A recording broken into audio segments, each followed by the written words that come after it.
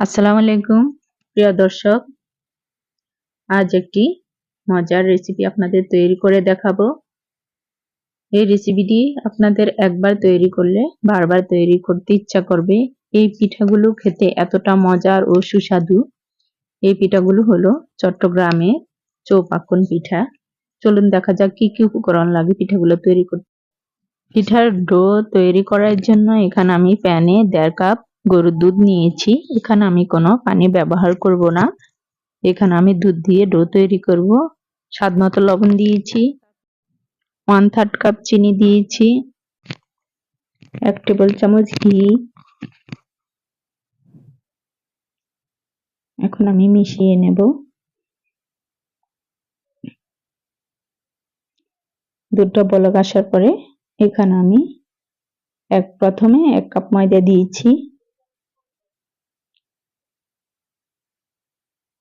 তারপর আরো 1/2 কাপ ময়দা দেব। এখানে মোট 1.5 কাপ ময়দা দিয়েছি। এখন আমি ভালো করে নেড়ে ছেড়ে একটা শক্ত ডো তৈরি করে নেব। ভালো করে নেড়ে ছেড়ে আমি এখন চুলাটা অফ করে দিয়েছি। এখন আমি 2 মিনিটের জন্য ঢেকে রাখবো। 2 মিনিট পর আমি নামিয়ে নিয়েছি। এখন বোর্ডের উপরে রেখে ডোটাকে ভালো করে মথে নেব। দেখুন, এরকম একটা স্টিলের বা যে কোনো আপনি হাত দিয়ে চাইলে হাত দিয়ে আমি একটু গরম গরম এটাকে মথে নিচ্ছি। এই ডোটা কিন্তু খুব ভালো করে মথে নিতে হবে।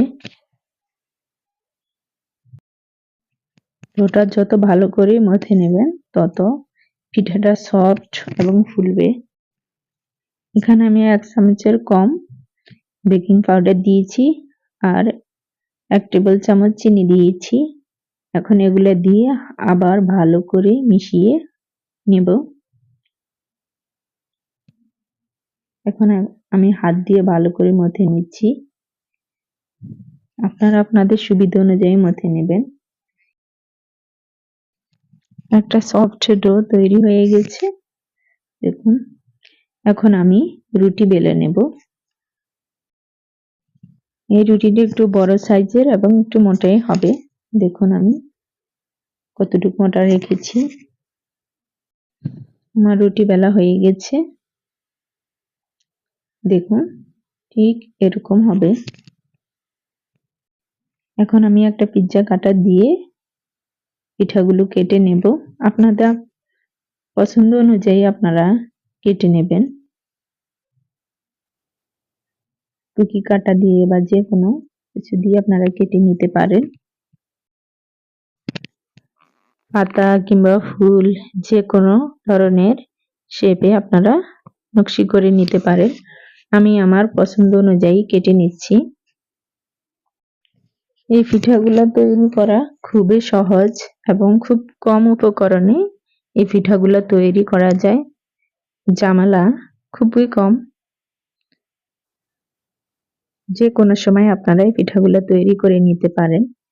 দেখুন, আমার সবগুলো পিঠা কাটা হয়ে গেছে। এখন ভাজার পালা। আমি কড়াইতে তেল দিয়ে দিয়েছি। তেলটা গরম হলে আমি পিঠাগুলো দিয়ে দিব। দেখুন, তেলটা গরম হয়ে গেছে। এখন আমি পিঠাগুলো দিয়ে দিচ্ছি। বেশি গরম করবেন না তেল, মোটামুটি গরম হলেই পিঠাগুলো দিয়ে দিবেন। বেশি গরম করলে পিঠাগুলো পুড়ে যাওয়ার সম্ভাবনা থাকে। দেখুন, দেওয়ার সাথে সাথে পিঠাগুলো ফুলে উঠছে। সবগুলো পিঠা ফুলবে। উল্টে পাল্টে গোল্ডেন ব্রাউন কালার করে পিঠাগুলো ভেজে নেব। খুব কম সময়ে এই পিঠাগুলো ভাজা হয়ে যায়। আপনারা একবার হলো বাসায় ট্রাই করে দেখবেন।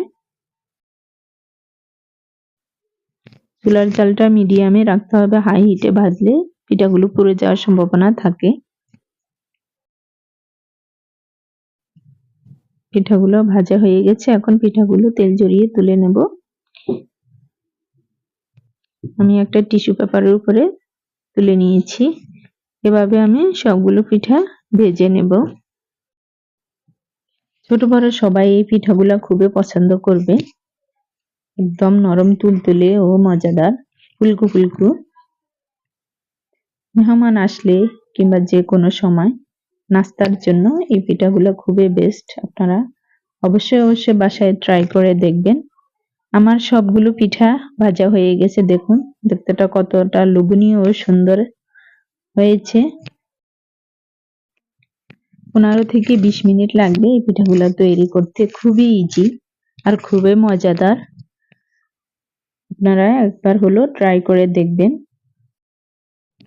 আমার বাচ্চারা তো খুবই পছন্দ করে। আমি একটা পিঠা আপনাদের ভেঙে দেখাচ্ছি, ভিতরে কতটা সফট ও নরম তুলতুলে হয়েছে। আমার রেসিপিটি যদি আপনাদের ভালো লেগে থাকে অবশ্যই লাইক কমেন্ট করে জানাবেন, পাশে থাকবেন। আল্লাহ হাফেজ।